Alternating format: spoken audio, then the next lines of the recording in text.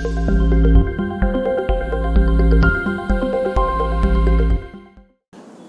Friends, आज के video में हम देखेंगे कि कैश फ्लो के अंदर जो भी एडजस्टमेंट्स आते हैं प्लस बैलेंस शीट की जो आइटम्स आती हैं उनको कैसे डील किया जाए। हमने format balance sheet cash flow जो पूरा फॉर्मेट है उसके लिए आप अलग से वीडियो है वो आप देख सकते हैं। So we are starting with the explanation part. अब अगर मैं सम शुरू करूंगा तो सबसे पहले क्या आएगी, फिक्स्ड एसेट्स। ये नोट्स इतनी इंपॉर्टेंट है, नोट्स गो थ्रू कर गए तो आपका कोई भी एडजस्टमेंट बचे, ऑलमोस्ट पूरा समय उसके अंदर कवर हो जाएगा। तो फिक्स्ड एसेट में सबसे पहला पार्ट आएगा विदाउट एडजस्टमेंट। अगर विदाउट एडजस्टमेंट है तो कैश फ्लो चैप्टर के अंदर बेसिक अपना लॉजिक ऑन रखना है और we will be able to answer. अगर फिक्स्ड एसेट का बैलेंस इंक्रीज हो रहा है,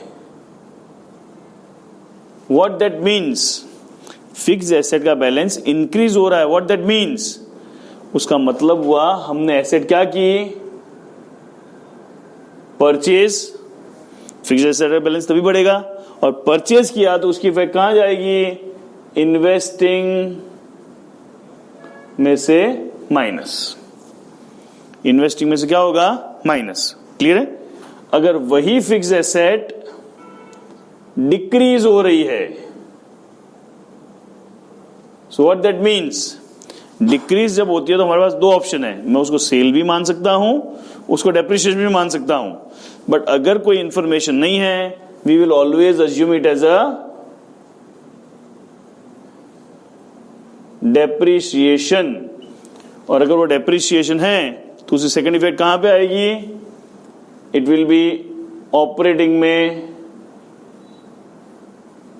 क्या हो जाएगा, प्लस। क्लियर है। सो ये तो हो गया without adjustment. Now suppose there is a adjustment. तो एडजस्टमेंट है तो क्या बनेगा, फिक्स्ड एसेट का क्या बनेगा, लेजर बनेगा। ठीक है। ये हमने without adjustment then with adjustment. With adjustment तो फिक्स्ड एसेट का लेजर बनेगा। अब दुनिया में कोई भी लेजर बनता है, नॉट अबाउट दिस, और भी बहुत सारे चैप्टर्स है जिसमें लेजर बनाने आएंगे, तो हम बेसिक लॉजिक से चलेंगे। एसेट है तो एसेट का ओपनिंग बैलेंस किस तरफ आएगा, डेबिट साइड। तो डेबिट साइड लिख दूंगा balance brought down, this is opening balance. और ओपनिंग बैलेंस डेबिट साइड, तो क्लोजिंग बैलेंस किधर आएगा, balance carried down, closing balance. Clear है। ये ओपनिंग बैलेंस, ये क्लोजिंग बैलेंस। देन तीन ही ट्रांजैक्शन होते हैं, परचेज, सेल, डेप्रिसिएशन। परचेज किस तरफ आएगा, डेबिट साइड, तो यहां पे आएगा टू बैंक परचेज। और अगर सेल और डेप्रिसिएशन किस तरफ आएगा, credit side, going out by depreciation by bank, sale by loss. और इन केस प्रॉफिट हो रहा है तो किस तरफ आएगा, टू प्रॉफिट। इन दोनों में से कोई भी एक चीज आएगी। And this completes the fixed asset account. वापस मैं रिपीट कर रहा हूं, फिक्स्ड एसेट अकाउंट बहुत सिंपली अपने में देखना है। एसेट साइड, एसेट है तो कम सीन है तो डेबिट, परचेज किया तो डेबिट, सेल किया तो क्रेडिट, डेप्रिसिएशन किया तो क्रेडिट। और फटाफट इसकी सेकंड इफेक्ट देख लें, डेप्रिसिएशन कहां जाएगा, ऑपरेटिंग में प्लस। सेल किया कहां जाएगा, इन्वेस्टिंग में प्लस। लॉस किया कहां जाएगा, ऑपरेटिंग में प्लस।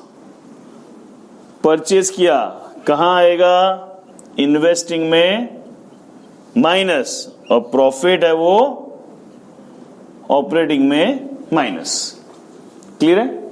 सो वंस ये फिक्स्ड एसेट में इसके अलावा और कुछ नहीं आ सकता, एक प्रोविजन फॉर डेप्रिसिएशन अकाउंट आएगा, वो अलग से और अभी हम सीखेंगे। ये क्लैरिटी है। अब इसमें एसेट साइड में फिक्स्ड एसेट के बाद नेक्स्ट चीज क्या आएगी, investment. Investment account is as good as fixed asset सिर्फ उसमें एक चेंज आएगा, क्या चेंज आएगा, उसमें डेप्रिसिएशन नहीं आएगा। तो मैं कई बार ये लिखता हूं fixed assets oblique investment.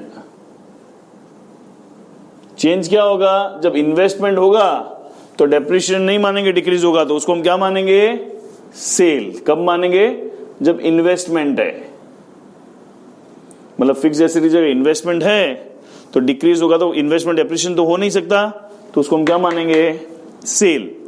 Same way fixed asset की जगह इन्वेस्टमेंट का लेजर है तो सेम वे बनेगा, सिर्फ उसके अंदर क्या होगा, डेप्रिसिएशन स्किप हो जाएगा। Otherwise fixed asset is done, investment is done. Clear till here? Now fixed asset का लेजर मेरे को आ गया, इन्वेस्टमेंट का लेजर आ गया मेरे को। नाउ एसेट साइड अगर देखूं तो उसके बाद करंट एसेट और करंट लायबिलिटी बचती है। So we are done with the asset side. मैं पूरी बैलेंस शीट का एक्सप्लेनेशन दे रहा हूं, तो एसेट साइड कंप्लीट हो गया। We go to liability side. Liability side equity share, preference shares, debentures, loan, इन सब के अंदर कोई भी एडजस्टमेंट होता है तो वो तो सिर्फ इंक्रीज, डिक्रीज, परचेज, सेल के बारे में होता है। तो अगर मैं उनकी बात करूं, so equity share, preference shares, loans, debentures, इन चारों की अगर बात करूं, सो इसमें यूजुअली एडजस्टमेंट नहीं, भाई एडजस्टमेंट होंगे तो इंटरेस्ट और डिविडेंड के लिए होंगे, और इंटरेस्ट और डिविडेंड हम अलग से समझेंगे। बट अभी के लिए इंक्रीज इन बैलेंस,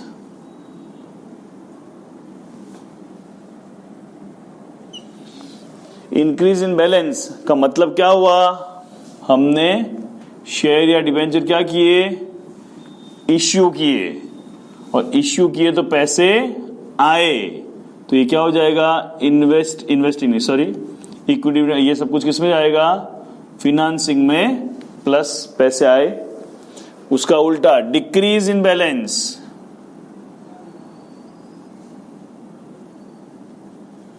इसका मतलब क्या हुआ, it is redemption,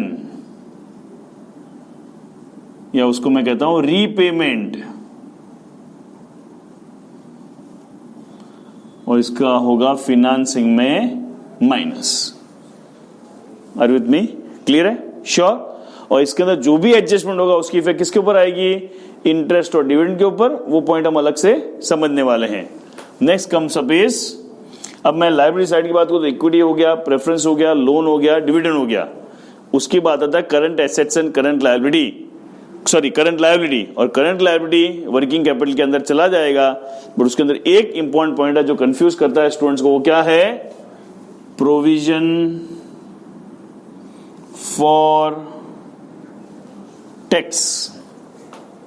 provision for tax, अब प्रोविजन फॉर टैक्स के लिए again without adjustment,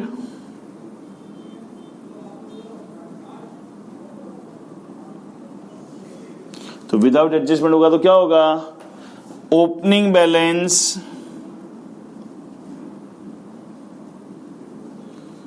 opening balance है उसको हम क्या मानेंगे, प्रोविजन, और प्रोविजन को हम क्या करते हैं, ऑपरेटिंग में प्लस। हमने फॉर्मेट में समझा था प्रोविजन फॉर टैक्स क्या होता है, प्लस होता है, और क्लोजिंग बैलेंस को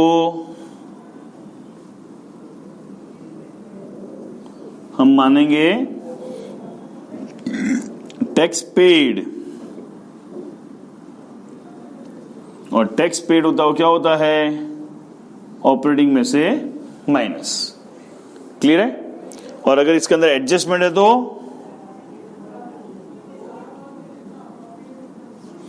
हमको बनाना पड़ेगा प्रोविजन फॉर टैक्स का लेजर। और जैसे फिक्स एसेट के टाइम पे समझा था, एसेट का बैलेंस हो तो opening balance debit side, liability है तो ओपनिंग बैलेंस कितना आएगा, balance brought down, which balance, opening. So closing balance आ जाएगा बैलेंस कैरिड डाउन, क्लोजिंग। ये हो गया। उसका इसमें दो ही ट्रांजेक्शन होंगे, tax paid and tax provision. Tax pay करूंगा तो एंट्री क्या होगी, tax account debit to bank, तो टैक्स अकाउंट में डेबिट साइड आ जाएगा टू बैंक टैक्स पेड, और प्रोविजन की एंट्री होगी P&L टू प्रोविजन, तो प्रोविजन अकाउंट में क्या आएगा, क्रेडिट साइड बाय P&L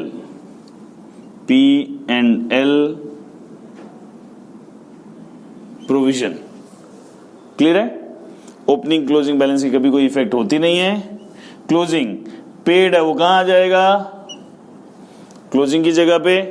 भले इन शॉर्ट पेड की इफेक्ट क्या हो जाएगी, टैक्स पेड ऑपरेटिंग में क्या होता है माइनस, और प्रोविजन कहां आ जाएगा, क्या होता है ऑपरेटिंग में से plus. Is that clear? Sure? तो हमने पूरी बैलेंस शीट अच्छे से समझ लिए। बैलेंस शीट में एडजस्टमेंट हो नहीं एडजस्टमेंट हो, किसकी कहां पे क्या इफेक्ट आती है। क्लियर है? लास्ट एंड फाइनल पॉइंट जो रहता है वो रहता है इंटरेस्ट एंड डिविडेंड का। सो इंटरेस्ट और डिविडेंड के बारे में कुछ इंपॉर्टेंट पॉइंट अपने को समझने हैं। फर्स्ट, जब भी क्वेश्चन में इंटरेस्ट और डिविडेंड की बात आती है तो एक फंडामेंटल प्रिंसिपल ये समझना है, इंटरेस्ट एंड डिविडेंड ये ऑपरेटिंग में क्या होता है प्लस, और इन्वेस्टिंग में क्या होता है माइनस। पहले तो इसको रट लो। इंटरेस्ट या डिविडेंड क्वेश्चन में जब भी दिया है तो ऑपरेटिंग में क्या होता है प्लस, फाइनेंसिंग में क्या होता है minus. Tax sorry interest and dividend दोनों के लिए एक बेसिक फंडा है क्लियर। ऑपरेटिंग में क्या होगा प्लस, फाइनेंसिंग में माइनस। दूसरा रूल ये ध्यान रखने की जरूरत है कि इंटरेस्ट और डिविडेंड कैलकुलेट करने से पहले ये इश्यू और रिडेम्पशन वाला मैटर कंप्लीट कर देना है कि उससे डेट से कोई फर्क नहीं पड़ता है। अगर कोई डेट दी है क्वेश्चन में उससे फर्क किसके ऊपर पड़ेगा, इंटरेस्ट या डिविडेंड पे, बट इश्यू और रिडेम्पशन पे कोई फर्क नहीं पड़ेगा। So before we calculate interest और डिविडेंड दोनों को अलग अलग कर दो। पहले जो भी डेट दी है एडजस्टमेंट उसको साइड पे रखो। पहले क्या निकाल लो, इश्यू किया है तो फाइनेंसिंग में प्लस, रिडीम किया तो फाइनेंसिंग में माइनस। फिर जाके चेक करो इंटरेस्ट और डिविडेंड की बात। क्लियर है? सो इंटरेस्ट ऑपरेटिंग प्लस और सॉरी मैंने गलत लिखा है, operating plus financing minus. Operating में क्या हो जाएगा प्लस, फाइनेंसिंग में क्या होगा माइनस। नाउ यूजुअली डिविडेंड पे डेट का कोई असर नहीं होता है, because dividend is not based on time. Dividend is declared to the shareholders whenever company has got the enough profits. तो डिविडेंड का डेट के ऊपर कोई असर नहीं होगा ऑलवेज। अभी जो अमेंडमेंट बिल आ गया उसके बाद हमेशा प्रीवियस ईयर का जो डिविडेंड है उसको हम क्या करेंगे, operating plus financing minus. Clear है? मतलब इंटरेस्ट और डिविडेंड के लिए पहला स्लोगन मेरे लिए फिक्स है, operating plus financing minus. Dividend पे डेट का कोई असर नहीं होता है। प्रीवियस ईयर का जो डिविडेंड दिया है उसको ऑपरेटिंग प्लस करते हैं, financing minus. Last part is interest. Last part is interest. अगर इंटरेस्ट के लिए क्वेश्चन में कोई डेट नहीं दी है तो by default we calculate interest on opening balance. By default हम किसके ऊपर कैलकुलेट करेंगे, ओपनिंग बैलेंस। और अगर कोई स्पेसिफिक डेट दी है तो we need to follow that specific date. Opening, closing, mid of the year जो भी डेट दी है उस डेट के अकॉर्डिंगली अपने को क्या निकालना है, सिंपल इंटरेस्ट निकालना है। Just for example I am giving 1/4/18, 1/4/19। Opening balance है 1 लाख, क्लोजिंग बैलेंस है 2 लाख। सो ये तो क्लियर पता चल रहा है 1 लाख बढ़ा। सो सबसे पहले मैंने क्या कर दिया, फाइनेंसिंग में इश्यू, फाइनेंसिंग में प्लस कर दिया। अब ये जो 1 लाख इश्यू किया है और क्वेश्चन में बोला 1 लाख इश्यूड ऑन 1/4/18, तो पूरे साल भर मेरे पास कितने शेयर या डिबेंचर थे, स्टार्टिंग में भले बैलेंस 1 लाख बट इसी डेट को 1 लाख और इश्यू किया तो फुल ईयर मेरे पास कितने शेयर या debenture, 2 lakh. Interest will be calculated on 2 lakh. Suppose question में बोला है इट इज इश्यूड ऑन 1/4/19, तो पूरे साल भर मेरे पास कितने शेयर या डिबेंचर थे, 1 लाख, तो it will be calculated on the 1 lakh. And last and final बात, क्वेश्चन में बोला इट इज इश्यूड ऑन 1/10/18। तो सिंपल इंटरेस्ट का फंडा अपने को अप्लाई करना है। 1/10/18 तो इसके ऊपर कितने महीने का आएगा? 6 महीने का, from April till September and. उसके बाद डिबेंचर बढ़ गए तो 2 लाख पे कितना आएगा? 6 महीने का। और जो भी इंटरेस्ट आता है उसका स्लोगन क्या है? Operating plus, financing minus. And here we end the whole cash flow explanation part.